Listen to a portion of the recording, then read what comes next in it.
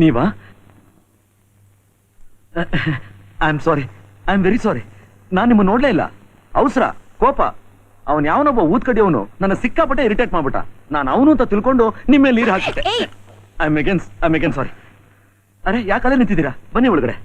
ಹಾ, ಮೊದಲನೇ ಸಲ ನಮ್ಮ ಮನೆಗೆ ಬರ್ತಾ ಇದ್ದೀರಾ. ಬಲಗಾಲ ಇಟ್ಕೊಂಡು ಒಳಗಡೆ ಬನ್ನಿ. ಬನ್ನಿ ಬನ್ನಿ.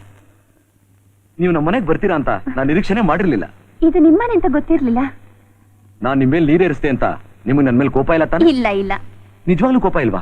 ಮೂಗಿರೋ ಕಡೆ ನೆಗಡಿ ಇರುತ್ತೆ, ಪ್ರೀತಿ ಇರೋ ಕಡೆ ಕೋಪ ಇರುತ್ತೆ. ಏನಂದ್ರಿ? ಪ್ರೀತಿ. ಇನ್ನೊಂದ್ಸಲ ಹೇಳಿ. ಪ್ರೀತಿ ಇರೋ ಕಡೆ ಕೋಪ ಇರುತ್ತೆ. ಆಹಾ, ಪ್ರೀತಿ ಪ್ರೀತಿ. ಮೊದಲನೇ ಸಲ ನಮ್ಮ ಮನೆಗೆ ಬಂದಿದ್ದೀರಾ. ಏನ್ ಕುಡಿತೀರಾ? Coffee, tea, Ovaltine, glucose? ಬೇಡಿ ಬೇಡಿ, ನನ್ಗೇನು ಬೇಡ. ಯಾಕೆ? ನಿಮ್ ಮನ್ಸಿಗೆ ಬೇಜಾರ್ ಮಾಡೋಕೆ ನನ್ಗೆ ಇಷ್ಟ ಇಲ್ಲ. ಚೇಚೆ, ನಿಮ್ಮಿಂದ ನನ್ ಖಂಡಿತ ಬೇಜಾರಿಲ್ರಿ. ಮತ್ತೆ ಆ ಊದ್ಗಡ್ಡಿ ಒಂದ್ ಬೇಜಾರ್ ಮಾಡಿದಾನೆ. ಇನ್ ನಾನು ಏನು? ಸೋಪು. ಸೋಪು? ಸೋಪು ಮಾರೋಳ? ಹಾ, ಏನ್ ಮಿಸ್ ಸೋಪು? ಒಂದ್ ಊದ್ಕಡ್ಡಿನೂ ಒಂದೇ, ಸೋಪು ಒಂದೇ ಅಂತ ಹೇಳೋಷ್ಟು ಮುಟ್ಟಾಳ ನಾನು. ಊದ್ಕಡ್ಡಿಯಿಂದ ಏನ್ ಪ್ರಯೋಜನ? ಏನ್ ಪ್ರಯೋಜನ? ಒಂದ್ ಕಡ್ಡಿ, ವಾಸನೆ, ದೇವ್ರ ಪೂಜೆ.